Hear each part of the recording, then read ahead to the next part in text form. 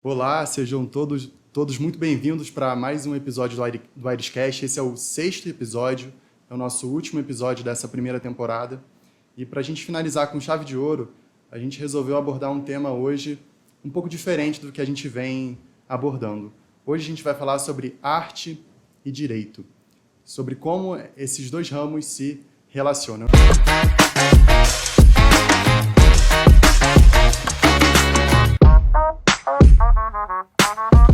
E para abordar esse assunto, me acompanha à minha direita, Thiago Mota, e à minha esquerda, Natália Cal. Normalmente eu apresento os convidados, mas como nós vamos abordar esse assunto específico, eu acho que seria mais proveitoso que eles falassem um pouco sobre a sua atuação profissional eles mesmos. Então, vamos começar pela Natália. Natália, por favor, em qual área do direito você atua? Então, eu sou a Natália Calvo, sou advogada que atuo no contencioso civil e de família e trabalho também com consultoria para empresas, no ramo empresarial. E sou escritora. Perfeito. Escritora com uma verve humorada. Eu sou cronista de crônicas humoradas e irônicas sobre o cotidiano. Perfeito. Você se formou aqui na UCP mesmo, em Petrópolis? Não, eu me formei na Estácio, aqui em Petrópolis, ok. em 2007. Perfeito. E você, Thiago? Antes de mais nada, muito prazer, Natália. Obrigado, Breno, pelo convite. Meu nome é Thiago. Eu sou pai do Antônio, da Isabela e do Miguel. Sou meio carioca, meio petropolitano. Morei aqui em Petrópolis até meus 18, 19 anos. Fui para o Rio e me considero carioca da gema. Sou casado, advogado. Atuo formado pela UFRJ, atuo na área tributária desde que eu me formei, ou seja, eu me formei em 2004, há quase 20 anos, desde o estágio até hoje em direito tributário, focado mais na área de planejamento tributário, consultoria para rotinas fiscais, assuntos diversos ligados à área fiscal, à área tributária, com uma certa participação conhecimento aplicado de contabilidade e também direito societário. Tenho uma paixão enorme por poesia. Meu avô era poeta, Roberto Francisco, conhecido aqui na cidade, professor Roberto Francisco, e ele tinha prazer em declamar poemas para nós, todas as festas de família, no Natal, aniversários, e aquilo ali me intrigava e ao mesmo tempo eu me sentia muito envolvido por aquilo ali. Desde que ele morreu em 2017, eu percebi que não só a poesia que eu já escrevi há algum tempo, ela precisava ser dita como ele fazia. Então, eu também tenho um gosto muito grande, um interesse muito grande, além da poesia, que é pela declamação poética. Muito legal. Eu acho um pouco mais tarde no podcast a gente pode, né? Eu vou pedir, né, para você declamar uma poesia pra gente, né? Assim que se fala, né? Exatamente. Pode mandar ver. Pode ser poesia minha, poesia famosa, vocês que sabem. Perfeito. Pode ser Autoral. uma de cada. Autoral. Uma de cada. Você declamar, você tem que ter muita coragem. Eu acho muito bonito, porque não é simplesmente falar, você vai estar interpretando um sentimento. Exatamente. Perfeito. Você tem algum poeta assim, preferido? Alguém que você se identifica mais? Então, eu sou, além disso que eu falei, eu gosto muito de festas, me considero uma pessoa boêmia, tá? Dizendo assim. Então, eu tenho uma identificação muito grande, naturalmente, com Vinícius de Moraes. Tá? Mas também me causa muito apreço a poesia de Drummond, Manuel Bandeira, Cecília Meirelles. São poetas que eu procuro estudar e, na medida do possível, famosos, né? Na medida do possível, aprender as poesias, né? Eu não uso nunca o termo decorar poesias, porque eu acho que quando a gente aprende a poesia, o processo de memorização ele acaba sendo muito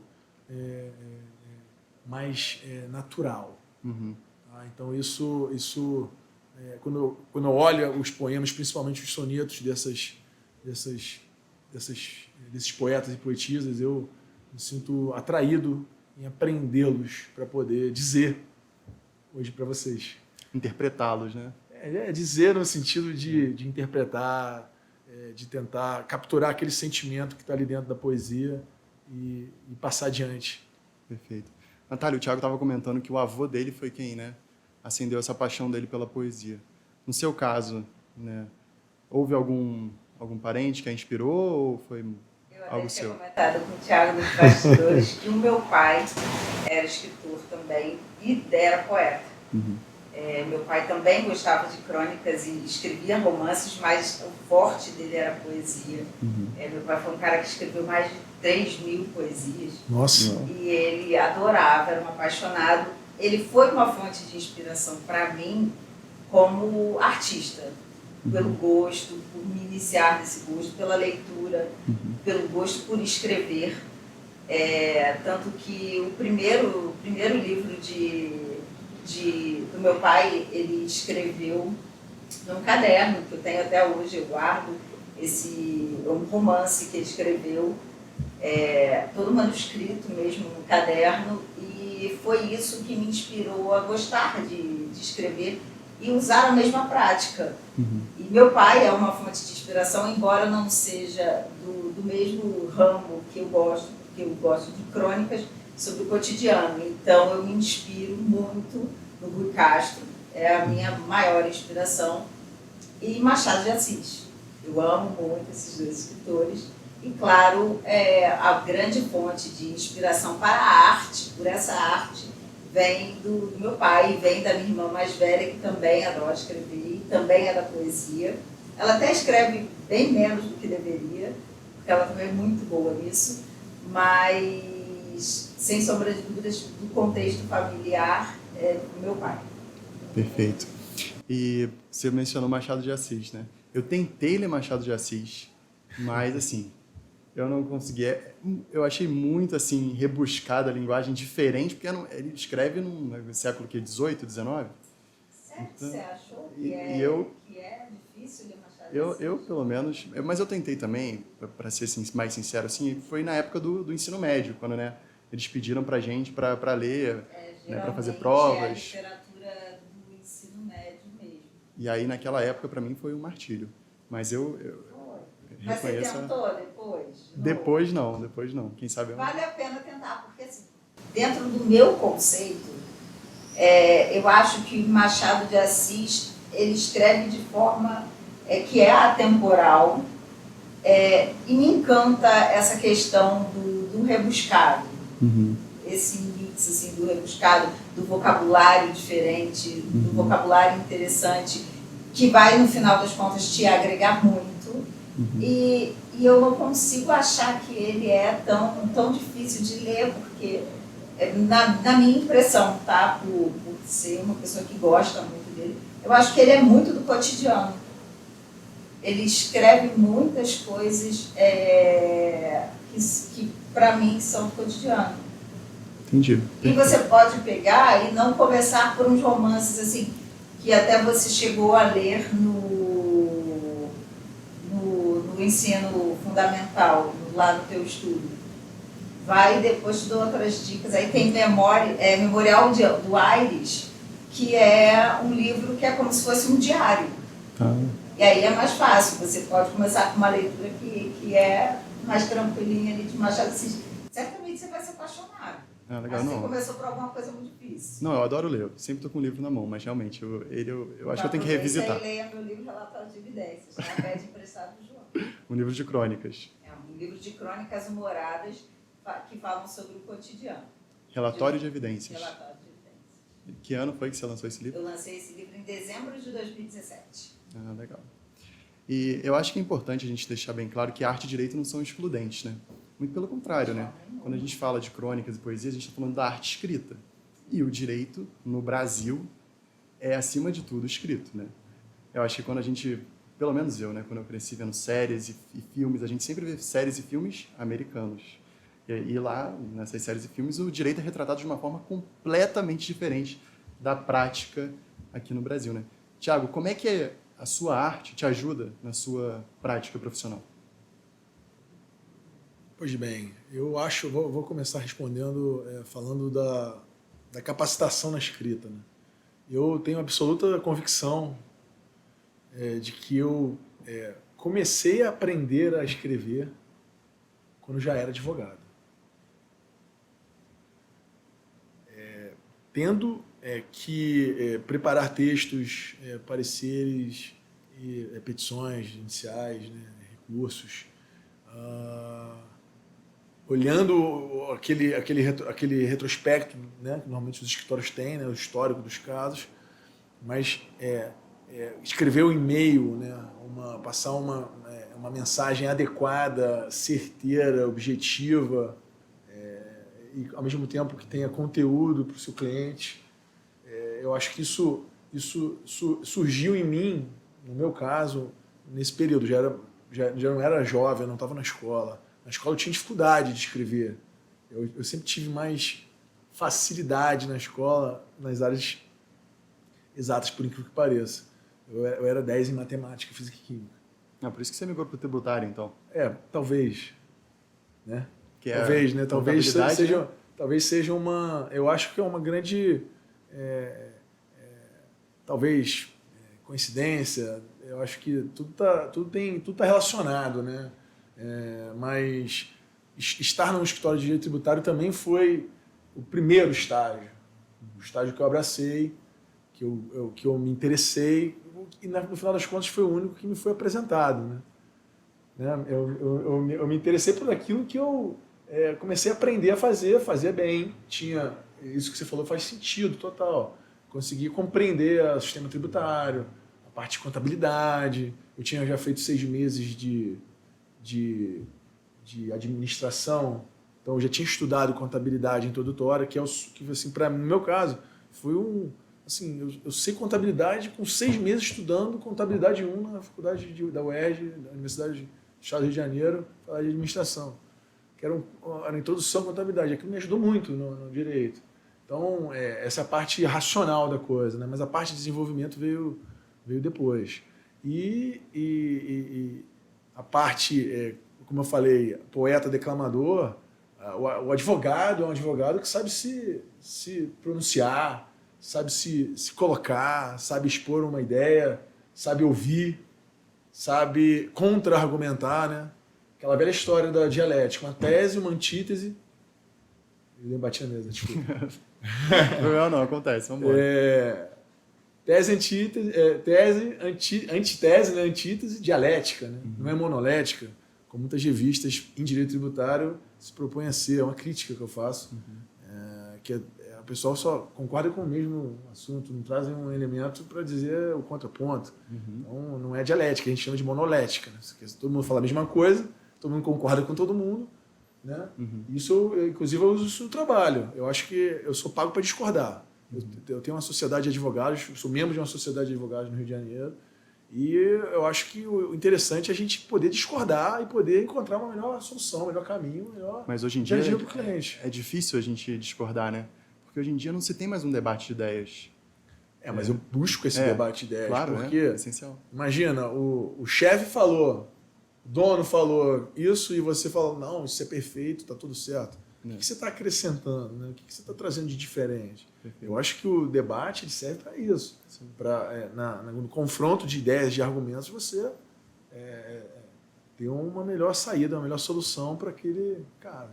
Mas respondendo a tua pergunta, eu acho que a técnica, o raciocínio jurídico e a técnica redacional jurídica ajudam sim quando eu me propus depois a escrever poesias. O vocabulário já é muito mais abrangente, aliado à leitura, evidentemente, né? uma leitura, ler as coisas que você pretende produzir, né? Outros autores, né? Outras poesias, outras crônicas de escritores que têm um linguajar mais apropriado, mais rebuscado, quer dizer. Então isso tudo vai se somando. Então eu acho que hoje é uma via de mão dupla. Tanto a advocacia exerce influência sobre o que eu me proponho a fazer como poeta na parte técnica, como a poesia, quando eu me proponho a falar, a escrever, como isso me ajuda a me posicionar, a me colocar, a dizer o que eu penso, o que eu acho. Perfeito. E o advogado, antes de tudo, ele é um formador de opinião. E talvez muitos advogados não tenham isso em mente. na hora de se posicionar perante seus colegas. Por isso essa questão de não ter uma opinião, vamos lá, qual é a corrente, vamos nessa mesmo. É mais fácil defender aquilo que uma maioria pode estar falando do que chegar e falar assim, tá, deixa eu pensar num contraponto, deixa eu criar um porém, deixa eu criar uma tese ou um argumento diferente. Então, para mim, eu sempre tive muita facilidade, eu já nunca fui da exata, nunca fui na minha vida inteira, assim, as duas matérias da minha vida são português e literatura.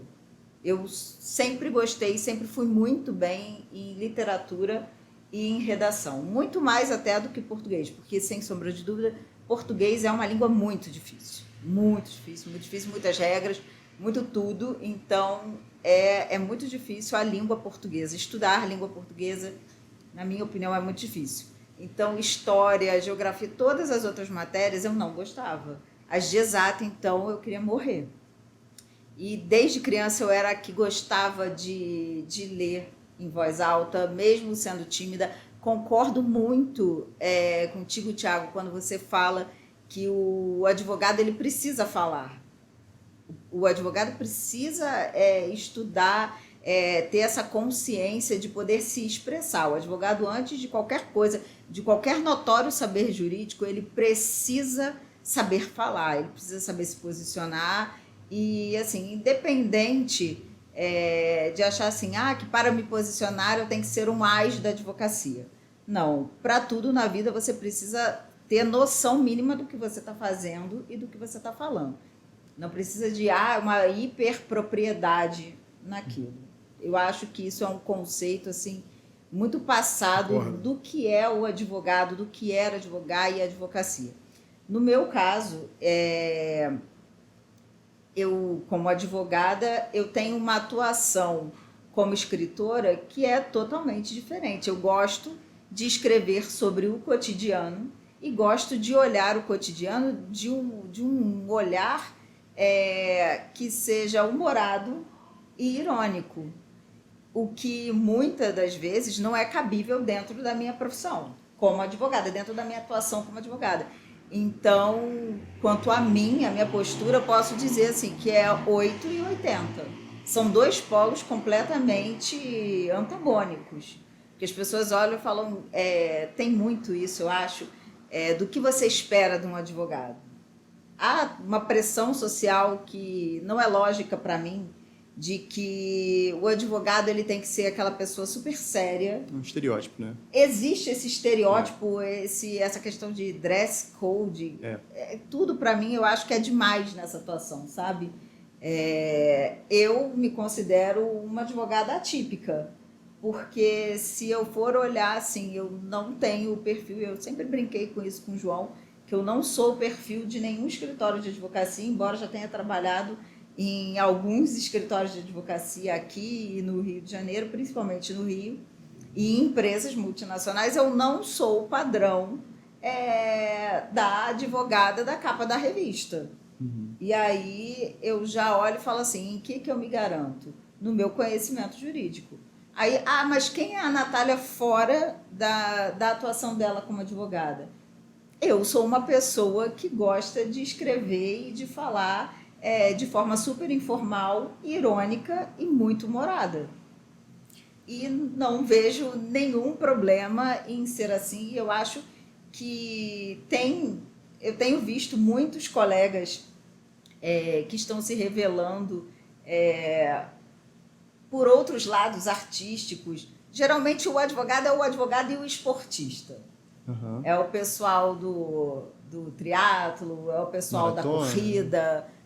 E assim, eu fico muito feliz quando eu vejo que temos muitos advogados por aí que são muito talentosos na vertente poética, na vertente humorada.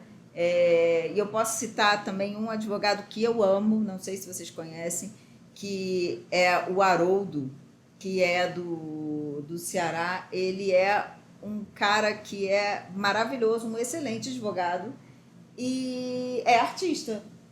é escritor, é ator, ele é tudo e consegue dar conta de ser o advogado que ele tem que ser lá no tribunal, atuando nas causas dele. Haroldo Guimarães é o nome desse advogado. Você falou do Ceará, eu lembrei do Renato Aragão. Que também é. Também é advogado. Renato Aragão também é advogado? É. Você já entrou no Orkut jurídico? Não. Que é a OAB Nacional. O Orkut jurídico é uma brincadeira, né? O Orkut nem existe mais. Isso é uma brincadeira velha, né? Na realidade, você tem a OAB Nacional disponibiliza consulta de inscrições no Brasil inteiro. Você entra lá, OAB Ceará, Renato Aragão, aparece a fotinho. O Didi. O nosso grande Didi. Advogado. Tem muitos artistas. Muitos artistas são. Tem muitos artistas que são. Hoje eu estava vendo o artista, eu não lembro o nome dele, desculpa, mas vocês certamente vão lembrar, porque é o ator que interpreta o Zé Bonitinho. Ele é advogado trabalhista. Olha só que legal. Tiago, você se enxerga dessa forma que a Natália falou também, tipo, fora de um padrão, em função da sua atividade artística? Eu acho que sim, eu sou diferente, assim, em relação a essa questão do estereótipo, né, do advogado, né, do tailleur, do terno, né, alinhadíssimo, a melhor gravata das rodas de Paris, né, tem essa questão da imponência, né, pela apresentação. Acho isso importante, mas eu acho que não é a única forma de você se impor. Como a Natália muito bem disse, ela se garante no que ela faz. Talvez ela seja melhor naquilo que ela se propõe a fazer. Uhum. Então, eu acho que a gente consegue buscar outros caminhos para trazer essa humanidade, talvez, ou uma realidade mais abrangente à figura do advogado, que não se restrinja à questão da imponência, da importância, dos títulos, dos cursos, das formações, e etc. E eu acho que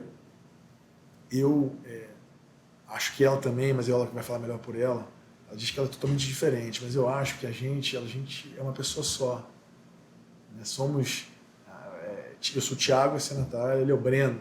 Então somos formados pelas nossas diversas características, nossas diversas apresentações. Né? Eu costumo dizer que a gente atua em diversos personagens. Né? Como o caso lá que a gente falou do Hermes e Renato, no começo, ali nos bastidores. Eu sou o Thiago pai dos meus filhos, sou o Thiago marido, sou o Thiago esportista também, eu luto jiu-jitsu, sou graduado em jiu-jitsu. Você está em qual faixa? Faixa preta. Poxa, então eu sou peixe pequeno perto de você, sou faixa azul. Preta, desde 2019. Que legal. É um momento, o jiu-jitsu para mim também é um momento assim, de esvaziamento completo, como se fosse uma válvula terapia, de escape, não, né? a meditação que chamam, né? Meditação dinâmica. Naquele momento ali eu consigo resetar a minha cabeça e saio de lá assim, vamos entender de novo o que está acontecendo na minha vida, na vida da minha família, como é que está meu trabalho. Então é um momento muito interessante para mim, que eu consigo atingir quando eu treino como eu gostaria. E a poesia é paixão. Essa paixão de poder expressar, que eu acho que, como a Natália disse também, de uma maneira muito categórica, a poesia talvez seja a principal e mais... a primeira, né? Não principal, a primeira ou o primeiro acesso à arte. É o acesso mais democrático à arte. Porque a arte, para mim, é você expressar um sentimento através de uma técnica. Seja através da pintura, seja através da música, que talvez seja a arte mais abrangente do mundo, pelo menos eu acho. Mais democrática nesse sentido? Eu acho que consegue capturar mais pessoas. A música é incrível.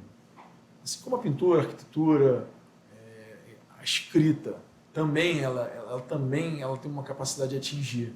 Mas a música ela é passiva, né? Para ler você precisa ser ativo, né? Você precisa... Porque hoje tem os podcasts, né? Tem os audiobooks. livros, né? Tem lê no seu ouvido, então você consegue... mas como eu sou da moda antiga, então ler para mim é um ato de leitura. Eu gosto de ler no livro, eu não gosto de ler o tablet, porque eu já tenho que trabalhar no tablet, eu tenho que, né? Já tenho o celular, tem e-mail, tem o WhatsApp, que virou talvez uma das maiores fontes de comunicação hoje em dia. Então eu acho que a poesia ela é democrática. É óbvio que para você exprimir com qualidade você precisa saber escrever. Né? O escritor tem que saber escrever, um poeta tem que saber escrever. Mas muitas vezes a mensagem que se quer passar com verdade, com amor, com paixão, eu acho que isso todo mundo pode ser poeta, por exemplo. Como diz lá no filme do Robin Williams, que ele interpreta o Sociedade dos Poetas Mortos. Ele é lindo. Filmaço, filme, né? Filmaço. Filmaço. O João poderia estar aqui para comentar o filme. Né? Tem uma passagem no filme que ele diz que a raça humana ela é ávida, ou ela não, mentira, ela está impregnada de paixão. A ciência jurídica, a matemática, a engenharia, a medicina são muito importantes para o desenvolvimento social. Mas a poesia, a beleza, a paixão, o amor são essência, são aquilo que é mais importante na vida de um ser humano, de uma pessoa. Falta isso no direito? Eu acho que hoje a gente tem uma preocupação muito grande com gente dentro dos meios jurídicos, com a questão das políticas de inclusão, de respeito, que são contra assédio, contra assédio social, né? Assédio no trabalho, assédio de diversas maneiras. Então há uma preocupação muito grande dos advogados, das bancas de advocacia hoje, em fazer com que esses valores, né? esses princípios de respeito, né? Recíproco, eles infelizmente eles precisam ser corrigidos, né? Essas falhas, né? Essas atuações, às vezes podem até ser enquadradas como ilícitos, né? Mas pelo menos há uma preocupação. Até 20 anos atrás a coisa ficava meio nebulosa, né? Você desrespeitar alguém no trabalho, uma estagiária, uma forma de abordagem, um trabalhador tendo o seu trabalho, né, passando vexame no trabalho. Isso é uma coisa que há pelo menos uma intenção hoje em que isso seja resolvido. Então, sim, verdade. Eu acho que isso é humanidade, né? A humanidade, não sei se a causa ela é justa, mas né, pelo menos melhor do que antes. Então, muitas vezes as pessoas questionam, mas ele só faz isso para ficar bonitinho perante a sociedade. Mas pelo menos a gente está melhor do que antes.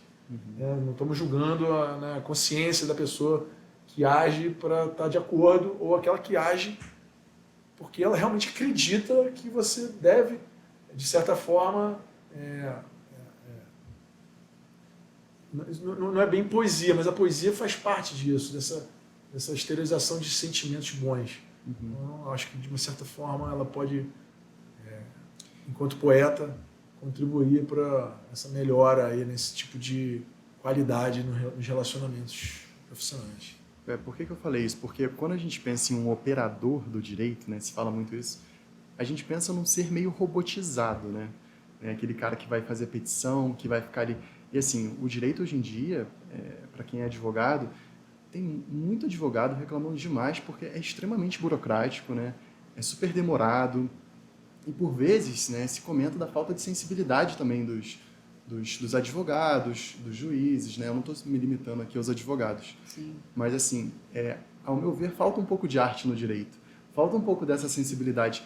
E, além do mais, a gente é uma sociedade que lê muito pouco também, né? Sim, muito. Lê muito pouco. A cultura do brasileiro, infelizmente, né, vem se perdendo, Deixarei uma provocação a respeito da advocacia. Advogar é uma atividade hoje insalubre. Insalubre. Nós somos desrespeitados como advogados pelo sistema judicial quase que unânime. Nós somos muitas vezes desrespeitados pelos nossos próprios clientes, pelos nossos colegas. Então, realmente, eu considero a advocacia uma atividade insalubre. A gente precisa estar com o mental, o psicológico muito bem trabalhado para suportar os desafios da nossa profissão, os desafios da nossa escolha. Eu gosto, sou advogada porque acredito no direito, acredito na advocacia, mas é muito difícil exercer, muito difícil. E eu acho que hoje em dia está cada dia mais difícil e desafiador tocar o que a gente tem que fazer, a nossa forma, e eu acredito que qualquer tipo de arte ela nos salva. Ela salva, mas muito. Esse momento, o esporte, quando a gente decide, assim, tem pessoas que optam assim, eu só quero ter assim, esse meu refúgio, esse meu momento de conexão comigo, aquilo que o alinhamento com o meu ser através do esporte. O Dr. Tiago tem com o esporte e com a arte. Eu tenho principalmente com a arte e, ao meu ver, a atividade física para mim hoje é uma condição de saúde. Sim. Eu era uma pessoa que assim, nunca fui também dos esportes, mas qualquer atividade física e mental. Exatamente. E a atividade física que eu faço hoje é uma questão de reabilitação, é uma necessidade mesmo de saúde, e concordo muito que nós somos uma sociedade pobre de leitura, pobre de interpretação, e tem-se também o estigma que eu vejo quando a gente fala, eu não sei se contigo acontece isso, Tiago, mas quando fala desse seu outro lado, essa tua outra vertente de artista, as pessoas ficam deslumbradas, como se fosse algo que é inalcançável, mas não é. Eu acredito piamente que tem diversos escritores e diversos artistas e diversos poetas e poetisas escondidos em muitos operadores do direito e engenheiro em todos os lugares. E as pessoas, elas têm medo de se jogarem, elas têm medo de se projetarem, elas têm medo de julgamentos. Tem um estigma no artista, né? Existe uma marginalização, sabe? Como se fosse um menos. Da mesma forma que Eu quando acho que o doutor Tiago estava falando... Doutor não, por favor. Tá bom, Tiago, desculpa. É mestre, porque a faixa preta é mestre. Pois aí você falou, ele é faixa preta, você é faixa azul, pior sou eu que nem branca eu sou. Poeta, lembra? Doutor poeta, não existe, pelo amor de Deus. Então, o que acontece? As pessoas, elas têm muito medo, sabe? Nós nós não fomos criados para ter uma educação para inspirar as pessoas. Olha, escreve o teu sentimento. Você gosta de ler? Todo bom leitor é um excelente escritor, só que tem medo. A partir do momento que você tem um vocabulário, você vai montando o seu jeito. O meu jeito de leitura e escrita pode não ser o mesmo que o seu, mas não impede que você seja um ótimo escritor ou um excelente leitor. Perfeito. Ou um poeta que vai declamar super bem, porque nem todos os poetas gostam de declamar. E nem todo cronista gosta de escrever outro tipo de coisa. E nem toda crônica é humorada e irônica. Tem muita coisa, o mundo é realmente gigante e as pessoas às vezes se acovardam e escutam as outras que vão falar assim, peraí, mas num mundo que tem Vinícius de Moraes, cara, tu acha aí que com essa tua poesia chululupeteca você vai conquistar o quê? Poxa, cheia de cronistas assim, maravilhosos, você acha aí que o seu textinho ou o seu textão você vai conquistar o quê? Tanta coisa que se conquista. Até porque o objetivo do artista, né, do poeta, do escritor, ele não depende da abrangência. A abrangência é bom. Sim, claro. Mas ele não depende. Eu posso... eu tenho um blog, né, uma página, um perfil no Instagram, que o meu objetivo é muito claro. É fazer o dia de pelo menos uma pessoa melhor, mais feliz. Então, se eu digo esse meu sentimento, Primeiro que a poesia ela diz muito sobre nós. Então, seja em momentos alegres, né, de compartilhamento de alegria para espalhar o bem, né, para aquele clichê, né, quando a gente fala de amor, né, quanto mais você divide amor, mais multiplica. Você recebe, né? Multiplica. Isso é uma equação que não se explica matematicamente, mas é assim que funciona. Né? Eu acho que a gente deve, seguindo o que ela está dizendo, a gente precisa trazer o nosso sentimento à tona. Precisa escrever. Todo mundo tem uma poesia para escrever, tem uma carta para escrever, tem uma crônica ou uma história que tenha a ver não só com a sua capacidade de escrita, mas que tem a ver com o seu sentimento. Eu adoro fomentar e inspirar as pessoas para que elas façam a parte delas, sabe? De olhar e falar, gente, não é só o escritor famoso que está ali, que algum dia ele não foi famoso e algum dia ele pegou a primeira vez lá o papelzinho dele e escreveu com lapisinho e caneta, e às vezes ele não estava nem bem para isso, e ele colocou no mundo. Essa busca pelo perfeccionismo, ela imobiliza um pouco as pessoas. A busca, né? por um pouco de, sei lá, talvez uma vaidade por um sucesso, por um ser visto. Mas é um pouco dessa cultura que a gente vive hoje, de que tudo tem que ser muito rápido. O sucesso tem que ser instantâneo. Sim. Ninguém mais valoriza o caminho. Tem tantas pessoas ultra famosas que só fizeram sucesso depois que morreram. Ninguém chega à faixa preta com 1 ano de treino. Não. Chega à faixa preta com anos e anos. Apanha muito. Mas a gente tem essa... Eu acho que isso é uma particularidade, acho que dessa sociedade, que assim, tudo é muito instantâneo. Eu acho que é em parte em função das mídias sociais, né, do avanço da tecnologia, porque hoje tudo é muito rápido, né? E não sei, eu acho que isso afeta... As pessoas se cobram e adoecem. E adoecem. Outro dia eu estava conversando com um paladino, amigo meu aqui de Petrópolis. Ele, quando o pai dele faleceu, ele escreveu uma coisa assim incrível, né? Fazendo uma referência ao falecimento do pai, e o pai fazia aniversário em 12 de maio. 12 de maio geralmente era o dia das mães. E ele já tinha perdido a mãe há muitos anos antes.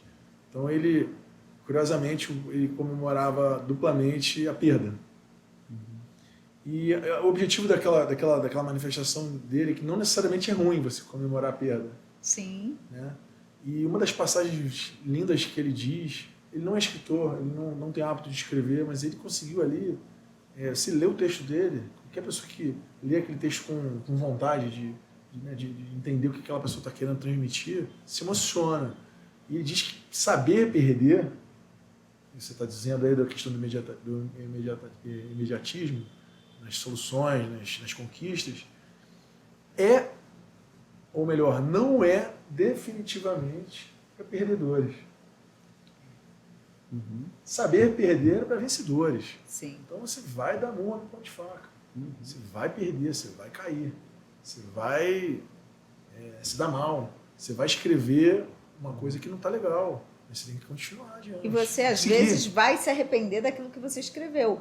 Porque, de vez em quando, eu gosto de fazer esse exercício mental de me reler. E a Natália, quando escreveu o livro lá em 2017, mudou demais da Natália de hoje, de 2023. Mudou demais da minha próxima obra, que eu achava que talvez nem fosse existir, porque eu tive esse ato aí de inspirações de escrever, um hiato até grande, mas a gente olha e fica refletindo sobre isso, sabe? É importante a pessoa se definir, sabe? A pessoa se jogar, ela ser inspirada pelas outras. Os escritores, os poetas, eles querem ser lidos. Esse é o meu maior ímpeto. Quando eu dou de presente para alguém um livro meu, ou quando alguém compra e me pede para fazer uma dedicatória, eu sempre fico pensando assim, cara, que essa pessoa se inspire, porque o que a gente quer é ser lido e que de alguma forma aquilo toque na pessoa e ela se sinta melhor em algum ponto da vida dela, ela se sinta parecido, porque na verdade nós somos muito parecidos em tudo. Por mais diferente que duas pessoas possam ser, vai ter sempre algum lugar que vai ser um ponto de encontro. Vai ser numa poesia, às vezes uma poesia meio dramática, ou numa poesia muito legal, muito apaixonada. Vai ser numa crônica, num humor que a pessoa às vezes tem vergonha de expressar, mas está dentro dela. E isso é muito importante. É muito importante a gente que acho que tem essa facilidade e que tem essa questão de já me joguei mesmo, e eu sou advogado, sou esportista, sou poeta, eu sou cronista, eu sou humorada, de inspirar o próximo. Com certeza. Tanto para a leitura quanto para a arte, assim, de escrever e falar os seus sentimentos. E eu acho que você, Thiago, representa uma bela quebra de paradigma, né? Você é homem, artista, faixa preta, aí o pessoal logo imagina um cara durão, meio, ainda mais no jiu-jitsu, né? Tentou também o pessoal falar que eu sou yin yang, né? Que eu tenho minha parte durão também, assim. Mas aí é o equilíbrio. Eu treino, né? A questão de eu tô treinando sério. Eu não fico declamando poesia no treino. No pós-treino, sim. Não é possível, né? Tá brincando com a gente, né? Mas isso não é com essa conversa, não.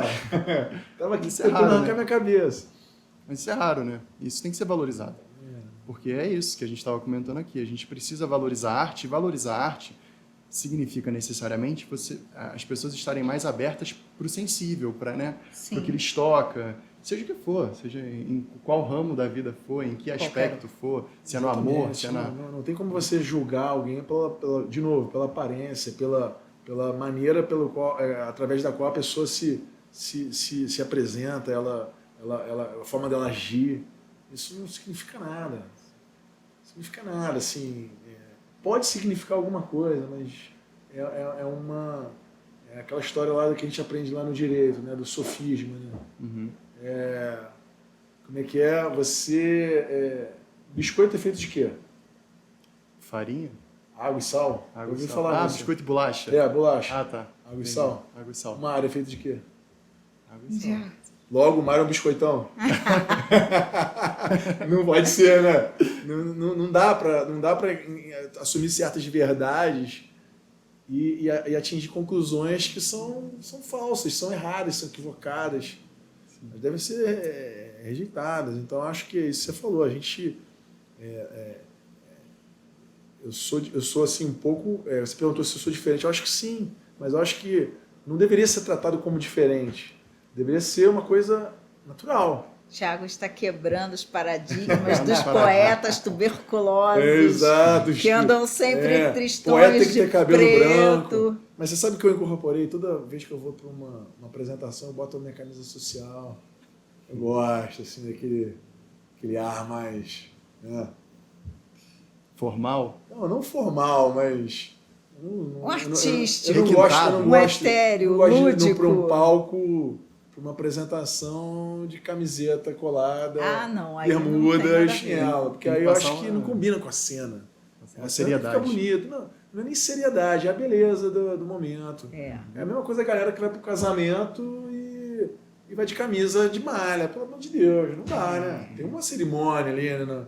Assim, tá não precisa ser tão cerimonioso, né? Tão formal. Mas existe uma regra de vestimenta. Eu vou de gravatinha em todo casamento.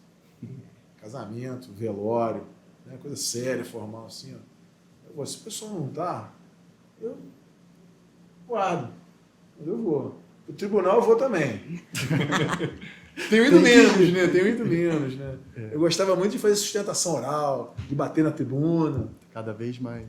Mas eu gosto mais hoje em dia de ficar na minha. Assim, gosto de me apresentar para aquilo que eu realmente tendo a acrescentar mais. Tiago, e eu estou com uma curiosidade assim, muito sobre você. Como que é o teu processo de produção das tuas poesias? Como você faz? Se você gosta de fazer manuscrito? Se você faz no computador. Manuscrito. Eu imaginei que fosse porque você já disse que não gosta de coisas muito livro eletrônico igual a mim. Eu tenho pavor de e-book, tem pavor. Eu gosto, eu necessito sentir o cheiro do livro. Faz Eu toda a preciso diferença. sentir o papel, eu preciso sentir a caneta, o lápis. O processo criativo, como eu posso dizer, eu já tive uma fase da minha vida mais criativa do que eu tenho hoje. Eu escrevo menos hoje do que eu já escrevi. Eu acho que quando a gente é mais jovem, a gente é mais impetuoso. Não tem medo nenhum da repercussão, da crítica, se vai ficar bom ou ruim. Aí, quando você vai adquirindo um certo repertório, você vai ficando um pouco mais exigente com a sua produção. Então, Sim. Por mais que isso não seja o melhor das histórias, né, o mais recomendável, você acaba ficando mais crítico e se arrisca menos assim, nos textos. Mas os bons textos que eu escrevia quando realmente eu estava vivendo uma situação, ou um amigo, por exemplo, dar um exemplo, estava vivendo um problema grave, familiar, ele havia perdido a filha, né, muito jovem, e ele teve um entendimento muito rápido disso, né, dessa passagem, a questão dos jovens, né, que passaram aqui, são anjos, né, iluminaram a vida das outras pessoas. E uma vez voltando para casa, eu tive uma necessidade de escrever um texto sobre isso, que é mais ou menos assim, dizendo sobre a força dele, sobre a importância dele. As mais felizes são aquelas que têm a paz de uma oração e que conseguem escutar as vozes vindas da emoção. Elas não se deixam perturbar em meio a crises de aflição. Não aceitam que a migalha seja sua última opção. Entendem que a alegria é a saída, é o remédio contra a depressão. Acreditam no suor do dia a dia, na bondade sendo a solução. Pessoas de almas elevadas espalham amor aos seus irmãos e irmãs e dão exemplo de que a vida é servida no pulsar do coração. Uau! Belíssimo. Belíssimo. Belíssimo. Belíssimo. Belíssimo. Almas elevadas. Esse poema deu origem a um documentário que a gente produziu em 2019, falando sobre essa amizade que eu tenho com ele, que é o pai da Sofia, e eu vi esse filme, né, um documentário de 24 minutos. Foi dedicado a ela, minha sobrinha que Deus a tenha. Que legal. E, infelizmente, a gente já está caminhando para o finalzinho do nosso podcast. E, nesse finalzinho, eu queria abrir um espaço para vocês quiserem deixar uma mensagem final, se quiserem falar alguma coisa. E queria convidar o Thiago também para terminar o nosso podcast aí declamando mais uma poesia. Natália, você quer acrescentar Só alguma agradecer coisa? a oportunidade e dizer que foi muito bom. Tinha muito tempo que eu não me reunia para falar de arte, para fazer uma conversa paralela assim, boa, trazer uma outra vertente, né? Ainda mais agora que a gente está no frigir dos ovos daí do nosso recesso. Graças a Deus. Graças a Deus, Senhor. E agradecer pela oportunidade de estar aqui, de conhecer o Thiago, de conhecer vocês e dizer que parabenizar pela iniciativa do podcast. É sempre muito legal. Eu adoro. Eu gosto muito de escutar e às vezes assistir quando tem pessoas conhecidas da gente. É sempre melhor assistir podcasts. Eu acho que é super agregador. E fico muito feliz pelo convite de fazer parte aí desse encerramento triunfal falando de arte e dizendo que é possível. E que para os nossos colegas aí de bancada se inspirarem e se jogarem, porque tem muito advogado artista e o artista de modo geral, e que a gente está aí para apoiar isso. E tem muitos advogados artistas, era para estar essa sala lotada, porque o que tem de advogado artista em Petrópolis é quase um berço e não tem valor. Então, deixar esse alerta aí para que consumam e conheçam e valorizem a arte daqueles que estão perto. E é isso. Isso aí. Nós te agradecemos a sua participação. Obrigada. Gratidão é amor, né? uma das manifestações de amor, né? Gratidão, né? Perdão.